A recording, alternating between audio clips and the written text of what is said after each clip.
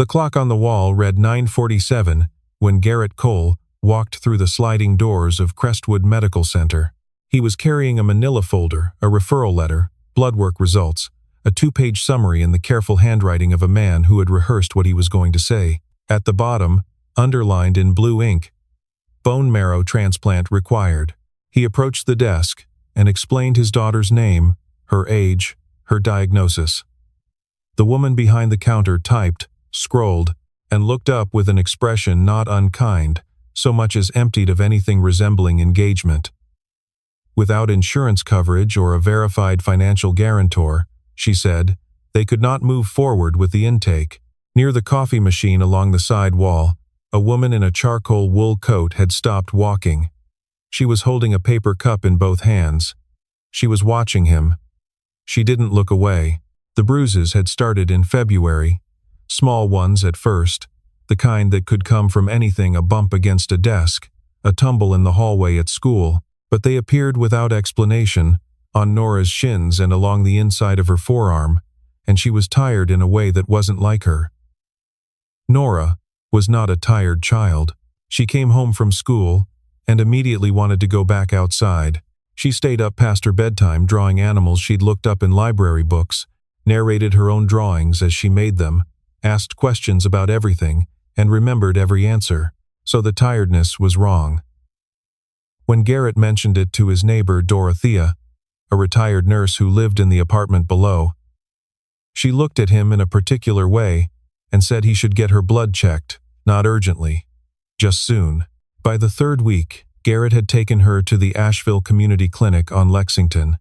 Dr. Ellis ordered blood work and did not explain why, which Garrett understood later was its own kind of answer. He had the kind of face that stays neutral on purpose, and Garrett had driven home telling himself that a man with a face like that probably looked the same, delivering good news and bad.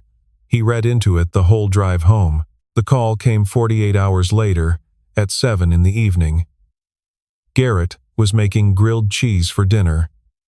Nora was at the kitchen table drawing a horse, tongue pressed to her lower lip in concentration, and the sound of the skillet, and the evening news on low, and the scratch of her pencil were the ordinary sounds of an ordinary night, and then his phone buzzed on the counter. Dr. Ellis. He turned the burner off, told Nora he'd be right back, and moved into the hallway.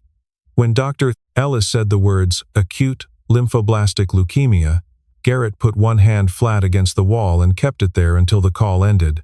He stood in the hallway for another full minute before he went back to finish the grilled cheese, because Nora was hungry and there was no version of the next 6 weeks that was going to be made easier by burning dinner. He hadn't slept more than 5 hours together since that night. In the weeks that followed, he called 4 hospitals. He had done research, first written out talking points, gathered every document Dr. Ellis had given him, organized everything in a folder. He was a carpenter by trade, and he had the carpenter's habit of preparation, knowing what you'd need before you needed it, measuring twice. The first 3 hospitals declined within minutes of hearing the words, no insurance. The 4th scheduled an appointment. He had driven 40 minutes for it, and then called the morning of to say they were sorry. They had reviewed his financial profile. They weren't able to proceed. He sat in his truck in a hardware store parking lot for 20 minutes after that call.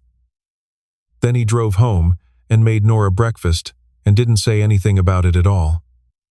Crestwood was the last name on the list. They have a program, Ellis had said. It's worth trying.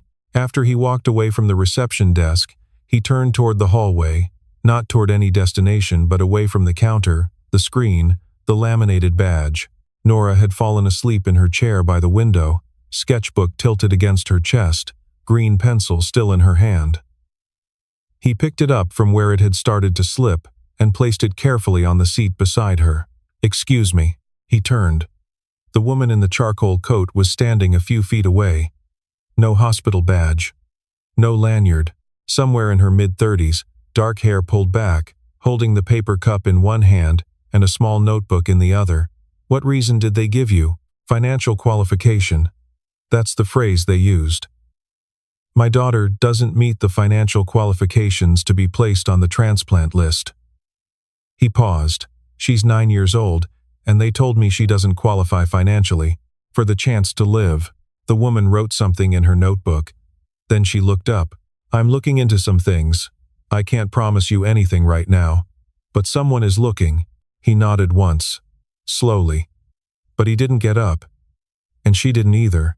On the third floor of Crestwood Medical Center, in a conference room that had been temporarily assigned to visiting administrators, Vivian Hale opened her laptop and spread 3 manila folders across the table. Marcus, her assistant, was beside her with his own laptop and a printed copy of the compliance report she had requested 2 weeks ago. She had flown in from Charlotte the previous afternoon. Her calendar had listed the trip as a site review, which was accurate in the technical sense. Hale Medical Group owned Crestwood, along with 7 other facilities in the Carolinas and Tennessee, and periodic site reviews were standard procedure. But this particular visit had been triggered by something more specific. Over the past 4 months, June Marlowe, a transplant coordination nurse at Crestwood, had submitted 2 internal reports through the Hale compliance portal. Both had gone unanswered. The second had been flagged by Vivian's compliance director only after Vivian had asked directly whether there were any unresolved submissions older than 60 days. She had read the reports on the plane. She had read them again in her hotel room at 11 the previous night. Now, she opened the first file. The complaints were organized chronologically. She scrolled to the top of the list. She stopped. The first case, Nora Cole, age 9, acute lymphoblastic leukemia, referral for bone marrow transplant. Denied intake, financial qualification failure. Date of denial, March 14th. She looked at Marcus, the child downstairs. He nodded slowly. "Samanama, this is why I came." She said it quietly, almost to herself. Not as a revelation, she had known it on some level from the moment she saw the manila folder in the man's hands at the reception desk, had recognized the posture of a person who had run out of doors to knock on. But saying it aloud made it specific, made it about a person, not a report. She closed the laptop. "Find June Marlowe. Tell her I'd like to meet." Marcus located June quickly, and June knew where Garrett had gone to the second-floor corridor, near the hematology waiting area, where the chairs were slightly more comfortable than those in the main lobby, where families sometimes settled when they weren't sure what else to do. Vivian walked down and found him. He was on his phone, speaking in a low voice, a notepad balanced on his knee. He looked up when she approached and waited for her to speak. She sat down beside him, not across from him, beside him. She didn't introduce herself. "Have you tried the hospital's patient assistance fund?" she asked. "They told me it's been exhausted for the quarter." She wrote that down. "The quarter doesn't end for another 3 weeks. He looked at her. "I know. Did they give you documentation of that? A letter, an email?" "No." She wrote that down too. He watched her write and didn't say anything. After a moment she looked up. "I'm looking into some things. I can't promise you anything, but someone is looking." He nodded once. He didn't get up. She didn't either. Down the hall, a phone rang at the nurse's station and was answered. Someone pushed a supply cart past the far end of the corridor. A visitor in a puffy jacket asked a passing orderly for directions to the elevator. None of it was their business. They sat in the corridor chairs and let the hospital move around them, and neither of them left. After a few minutes, she spoke again without looking at him. "How long has she been sick?" "Diagnosed 6 weeks ago. Bruising started in February." He paused. "She doesn't know how serious it is. Not the full picture. She knows it's a big kind of sick." Vivian wrote that down too. He didn't ask why. He had the sense, by then, that what she wrote down was not incidental, that the notebook was doing something she would explain later, or wouldn't need to. Dr. Leonard Pruitt had been the chief medical officer at Crestwood for 9 years, and he had learned, over that time, to give institutional presentations with the calm confidence of someone who believed in what he was saying. He was, Vivian noted, as she took her seat across from him in his office, very good at it. He walked her through the slides with unhurried precision. Risk stratification, resource allocation, sustainability modeling. The words flowed without friction, each one chosen to make a policy sound not merely defensible, but wise. The pediatric transplant program, he explained, operated under strict financial protocols because transplant procedures involved extended care timelines, significant post-procedure costs, and high resource utilization. Patients without verified financial coverage presented an unacceptable risk profile. The Cole case, she said, exemplifies the challenge, unfortunately. No insurance, no escrow, no guarantor. We're not a public hospital, miss. He paused on her name, which she had given only as Hale, without further context. We're not structured to absorb unlimited financial exposure. What does a pediatric bone marrow transplant cost, on average, compared to, say, an elective cardiac procedure for an adult patient? He paused. A fractional pause, barely noticeable. That's not really a meaningful comparison. I asked for the numbers. He gave them, eventually, in the tone of a man who found the exercise beside the point. She wrote them down. He watched her write. The silence between his answer and her next question lasted long enough to make him shift slightly in his chair. And your patient assistance fund, she said. Tell me how the drawdown process works. Who approves disbursements? That would go through the Administrative Finance Committee. All disbursements, or only those above a threshold, above $25,000, and the Cole case was denied on what grounds? Exactly? I want the precise language from the intake record. He folded his hands on the desk. Financial qualification failure. Standard intake protocol. Who made that determination? The intake coordinators apply the criteria. The criteria were established by whom? Dr. Pruitt. He paused. By the administrative board, in consultation with my office. She wrote that down too. He had stopped looking comfortable. She closed her notebook and looked at him steadily. I'd like the full intake file for Nora Cole on my desk by 3 o'clock, and the last 2 years of drawdown records for the assistance fund. He said he would have them sent over. He said it without quite meeting her eyes. And she noted that too, though she didn't write it down. After the meeting, she walked to the hospital cafeteria and found Garrett at a corner table. Nora was awake now, eating crackers from a small cellophane packet, a paper cup of orange juice beside her. She was looking around the cafeteria with the mild curiosity of a child who finds most places at least a little interesting. Vivian sat down across from them. Garrett looked at her, then at his daughter, then back at her, with the particular alertness of a single father in a public place, cataloging, assessing, deciding. Hi, Nora said, without looking up from her crackers. Hi, Vivian said. Then, after a moment, what's your favorite color? Nora considered this with appropriate seriousness. Green, like grass. She finally looked up. Not the kind of green that's too yellow. The real kind. I know exactly what you mean, Vivian said. Nora went back to her crackers. Garrett looked at Vivian. She met his eyes. Neither of them spoke, but he didn't stand up, and he didn't ask her to leave, and she understood that this was something. That night, Garrett sat in his car in the parking structure on the east side of the building. Nora was asleep across the back seat, his canvas work jacket pulled up over her shoulders. She had asked, at around 8 o'clock, if they were going home tonight.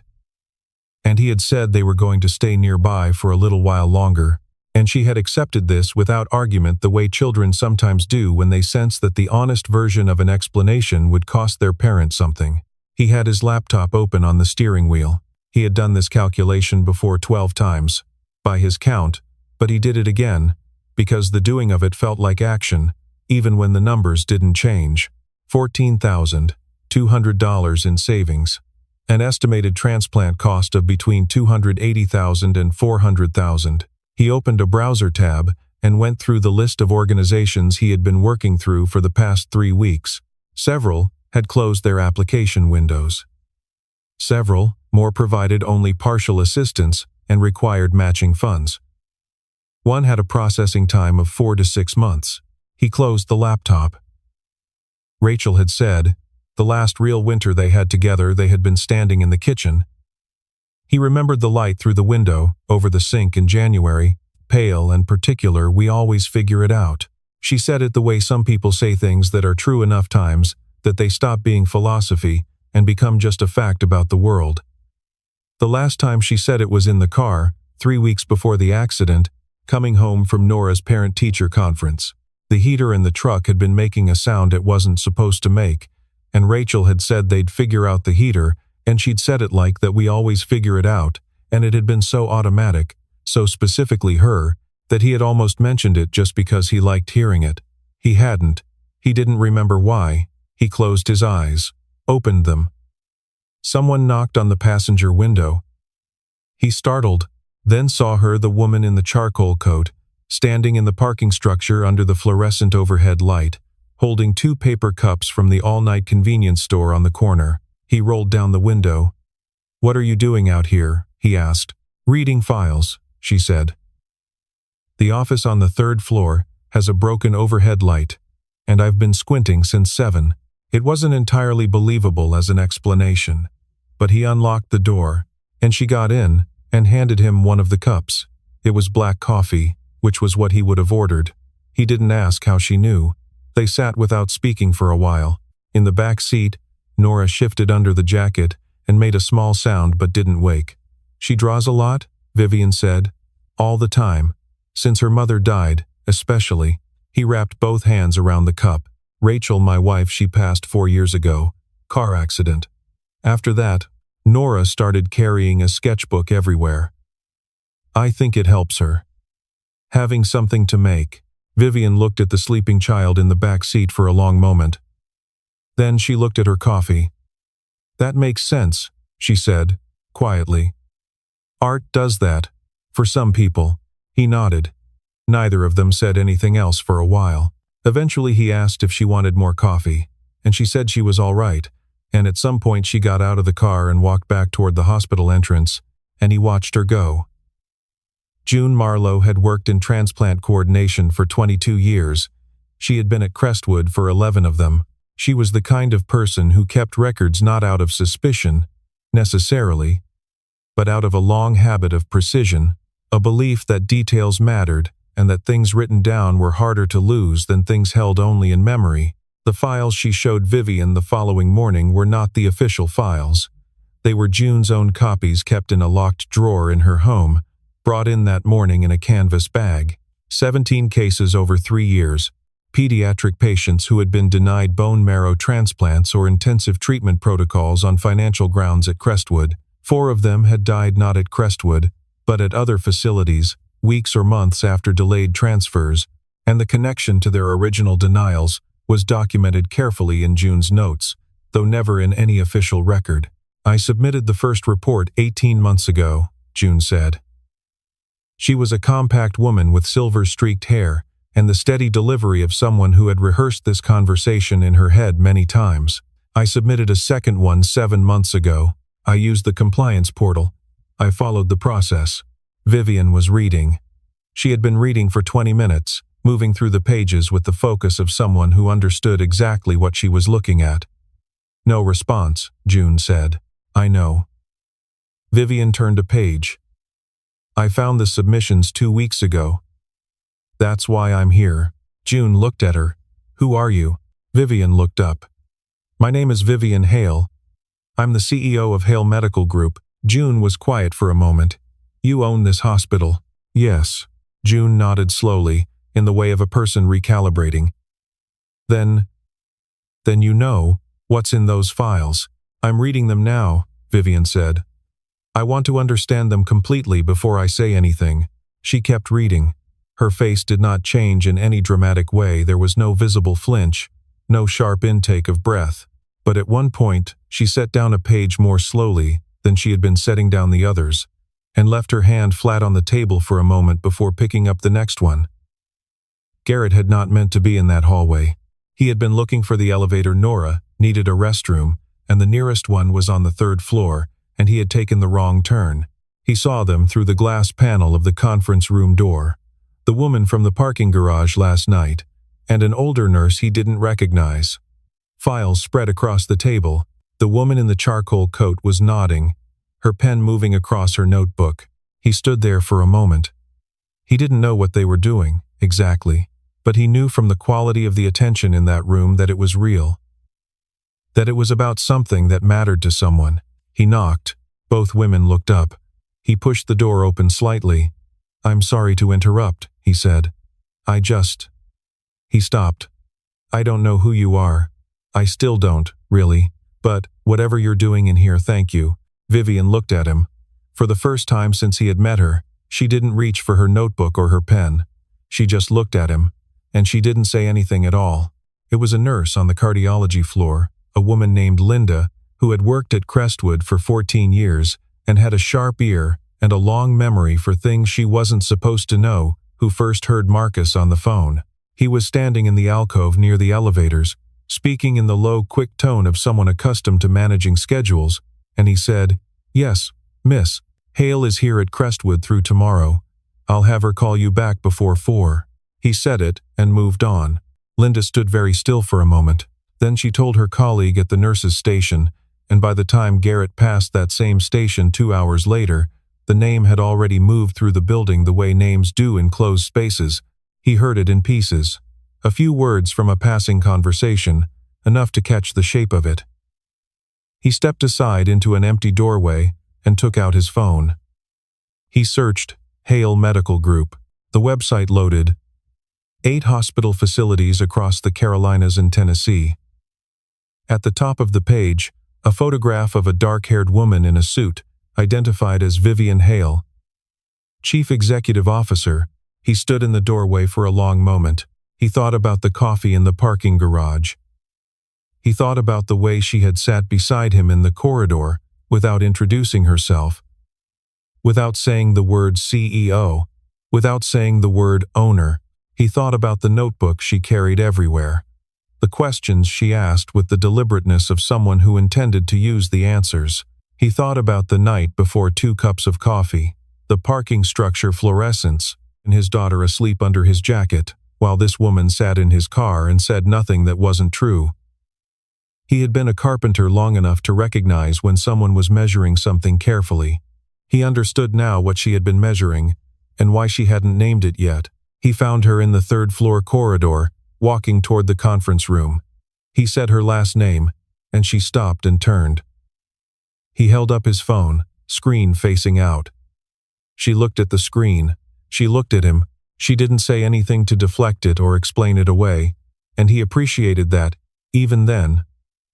"You own this hospital," he said. Not a question. Yes. The policy they used to turn Nora away. The financial qualification policy. "Did you approve that?" She was quiet for a moment. That lasted long enough to be its own kind of answer. "I approved the framework, a general policy structure, not individual applications of it." But she stopped. "But your question is fair." He looked at her for a long moment. Then he turned and started walking. "Mr. Cole." He stopped. He didn't turn around. "I came here to find out what was happening. I came here because someone in this building had the courage to report it twice and no one responded, and that is a failure that sits with me, not with her.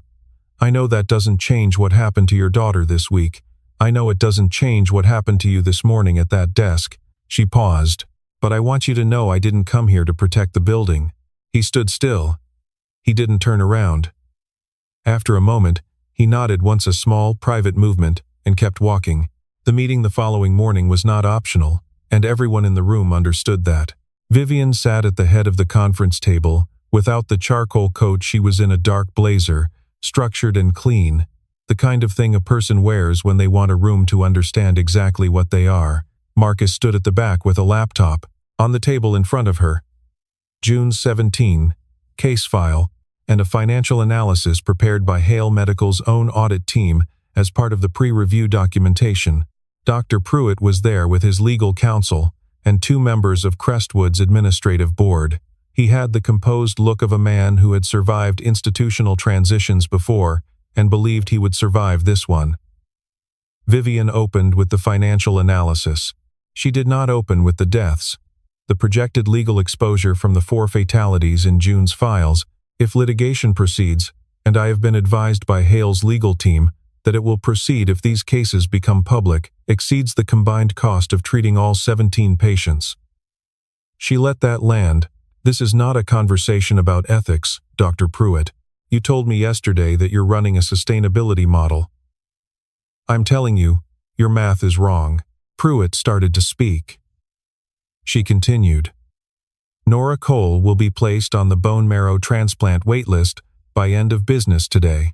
Hale Medical Group will directly underwrite her treatment costs while we conduct a full review of the financial qualification policy. This is not a request. She looked at him evenly. Do you have any questions? He did not. What followed took most of the morning. There were authorizations to sign, calls to the legal team in Charlotte, and a conversation with the board members that lasted 40 minutes and covered ground Vivian had already mapped out before entering the room. She answered every objection the same way, with the numbers, with the 4 names from June's files, with the projected cost of inaction set against the projected cost of correction. By 11:15, the authorizations were signed. She went to find Garrett after. He was in the hematology waiting area on the 2nd floor, in one of the chairs near the window. Nora was not there. She was in with a nurse for a preliminary intake assessment, the first one she'd had since the referral. He was sitting with his hands clasped between his knees, staring at the middle distance. Vivian sat down beside him. She had left Marcus upstairs. She hadn't brought her notebook. Nora will be listed today, she said. He looked at her. He looked at her for a long time, the way people look at things they're not sure are real yet. Then he bent forward, both hands coming up to cover his face. His shoulders moved. He didn't make a sound. Or if he did, it was too quiet to carry. She didn't look away. And she didn't look toward him in a way that would make him feel observed. She just sat there, in the chair beside him, and let the moment be what it was. After a while he straightened up. He pressed the back of one wrist against his eyes and exhaled. "Thank you," he said. She nodded. They sat there a little longer, in the particular quiet of people who have been through something together and don't yet know what to call it. Nora woke up from her afternoon nap in the family waiting room on the hematology floor to find the woman from the cafeteria sitting in a chair by the window, reading something on her phone. The light through the window was the late afternoon kind, golden and slow. Nora watched her for a moment. Then she picked up her sketchbook from the chair beside her. She drew carefully. The woman was sitting with her knees slightly turned, one hand raised to hold her phone, the other in her lap. Her hair was pulled back. The window behind her was a rectangle of light. Nora put the dark green pencil to work on the suggestion of trees outside. Garrett had stepped into the hallway to take a call from the school about Nora's missed days. He came back to find his daughter tearing a page carefully from her sketchbook. Nora crossed the room and held the drawing out to Vivian. "I drew you," she said. Vivian took it. She looked at it for a long moment. The woman in the drawing was sitting by a window with trees outside. It was a child's drawing in the way all children's drawings are simplified, essential, strangely honest. Something about the proportions made it feel like a person who was paying attention to the world. "This is beautiful," Vivian said. "My dad says my mom used to draw a lot too," Nora said. Vivian looked up at her. "Your dad sounds like he pays attention." Nora considered this. "He pays attention to everything," she said, with the mild authority of someone reporting a well-established fact. Then she went back to her chair and picked up her pencil. Garrett sat down in the chair beside Vivian. He had seen the drawing from the doorway. He looked at it now in Vivian's hands and then looked out the window. "Do you have siblings?" he asked. She was quiet for a moment before she answered. "A brother. He died when he was 23. She paused. "Blood cancer." He turned to look at her. "He was treated at a facility in Charlotte," she said. "He had insurance through our father's plan. He got everything he needed, and he still died, because sometimes the disease wins no matter what you do. But I've thought a lot more than is probably useful about what it would have been like if we hadn't had that. If he'd walked into a hospital and someone had looked at our family's finances and decided he didn't qualify." She looked down at Nora's drawing. "I went into healthcare after he died. I told myself it was so I could fix things. I think that was true, I think I've also been afraid, for a long time, that the things I was supposed to be fixing were things I'd helped build. Garrett looked at her. Is that why you came today? When you saw me at the desk, she met his eyes. Yes. And it's why I do the work I do. And I think those two things had been moving further apart from each other than I'd admitted until this week. He nodded slowly. He looked out the window for a moment, then back at her. For what it's worth, he said quietly, I think they're moving back together. She looked at him. She didn't say anything to that, but she didn't look away, either. The afternoon light had shifted while they were talking. It lay differently now across the floor of the waiting room, longer and lower, the way it gets in March when the sun drops fast. Nora had turned in her chair to follow it, repositioning her sketchbook so the light fell at the right angle. She always found the light. Garrett had noticed that about her she always found where the light was best and moved toward it without even seeming to think about it. Across the room, Nora was drawing again, the green pencil moving in quiet, careful strokes. 2 weeks after Vivian returned to Charlotte, Hale Medical Group issued a public statement announcing a comprehensive policy review across all 8 of its facilities, beginning with Crestwood Medical Center. The review would address patient intake criteria, financial qualification thresholds, and the gap between stated and operational patient assistance protocols. June Marlowe was named to lead the newly created Patient Policy Division at the corporate level, with a direct reporting line to the CEO. Dr. Pruitt was placed on administrative leave pending the outcome of an internal investigation. The statement did not name Nora Cole. Garrett had asked that her name not be used publicly, and Vivian had honored that without discussion. Nora's intake process moved quickly once the administrative hold was lifted. The transplant coordination team, with June as her primary liaison, began the donor matching process, established a treatment timeline, and scheduled the battery of pre-procedure assessments that would take place over the following 2 weeks. Garrett sat with her in every appointment. He held her hand while the phlebotomist drew blood, and she looked at the ceiling with an expression of dignified tolerance. He sat beside her while the hematologist, Dr. Park, walked through the procedure in careful, plain language. Nora asked 2 questions. The first was whether she would still be able to draw during recovery. The second was whether the hospital had better crackers than the machine downstairs. Dr. Park said yes to both, and Nora accepted this as satisfactory. Between appointments, Garrett sat in the corridor chairs and answered texts from his parents in Boone, from his buddy Marcus Whitfield, who had been covering his carpentry jobs for the past month without being asked, from Dorothea downstairs, who left voicemails that were mostly just her saying she was thinking of them and they didn't need to call back. He answered each one carefully. He had grown up in a part of western North Carolina where people didn't always say the large things directly, but they showed up, and he understood now, more than he had before, that showing up was its own kind of language. There were days when the paperwork alone took hours, insurance forms that didn't quite apply, grant applications with questions that assumed a different kind of situation entirely, phone calls to coordinators in different cities who were trying to help but were working from the same constrained set of options. June appeared in the hallway on more than one of those days, set a cup of coffee on the seat beside him without saying anything, and moved on. He understood that too. She had spent 22 years watching families navigate these corridors, and she had learned, he suspected, that some forms of help didn't require words.